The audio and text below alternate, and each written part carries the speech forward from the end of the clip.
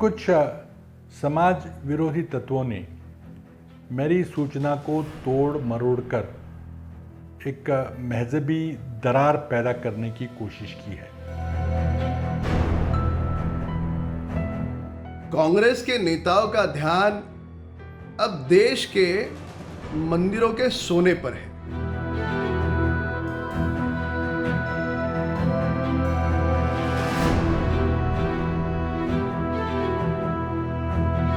Corona महामारी के चलते देश में जो आर्थिक संकट पैदा हुआ है, उसके चलते देश के विविध व्यक्तियों के पास और धार्मिक संस्था के पास जो सोना पड़ा हुआ है, उसे बैंकों में जमा करने की अपील, जो कि कर्ज रूप में 1-2% ब्याज देकर सोना इकट्ठे किए जाए, इस तरह की सूचना मैंने कल की थी। लेकिन कुछ समाज विरोधी तत्वों ने मेरी सूचना को तोड़ मरोड़ कर एक महजबी दरार पैदा करने की कोशिश की है।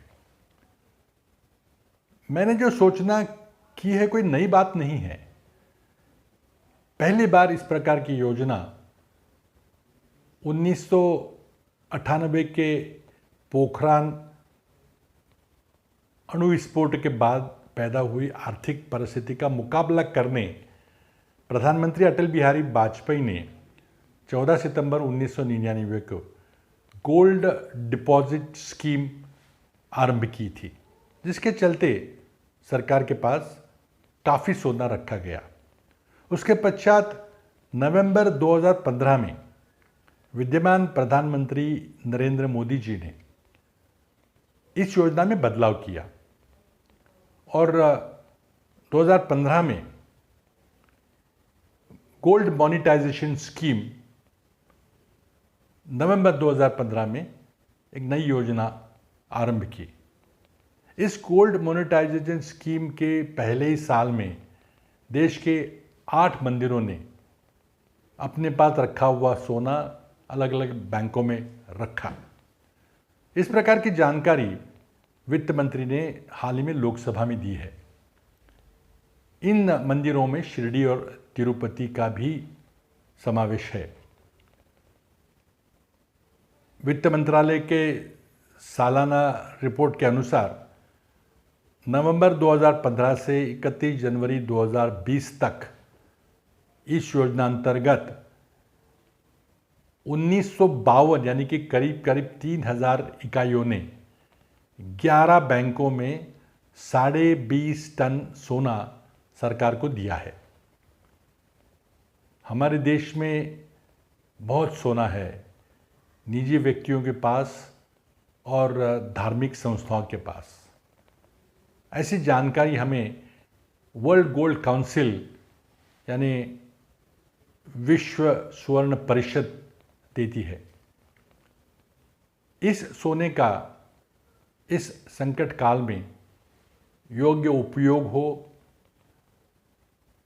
इसी भावना से मैंने ये सूचना की थी। लेकिन कुछ भक्त चैनलों ने और कुछ पॉलिटिकल पार्टी के नेताओं ने इसको मैंने किसी धर्म विशिष्ट धर्म को मद्देनज़र रखते हुए ये सूचना की है, ऐसा आरोप किया है। अब इसके बारे में मैं जो सही होगी कानूनी कार्रवाई करूंगा। लेकिन याद रहे कि अब तक 2 प्रधानमंत्रियों ने सोना इकट्ठा करने गोल्ड मोबिलाइजेशन की योजनाएं बनाई है और इत्तेफाक है कि दोनों भी भाजपा से संबंधित थे। कांग्रेस के नेताओं का ध्यान अब देश के मंदिरों के सोने पर है। ये वही कांग्रेस के नेता हैं जिन्होंने प्रधानमंत्री जी से 21 लाख करोड़ के पैकेज की मांग की थी।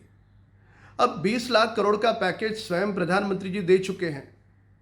तो क्या ये नेता अपने सारे दल के कार्यकर्ताओं से, अपने हाईकमान से बात करके यदि 1 लाख करोड़ जुटा दे तो उनके मन के मुताबिक 21 लाख करोड़ का पैकेज हो जाएगा।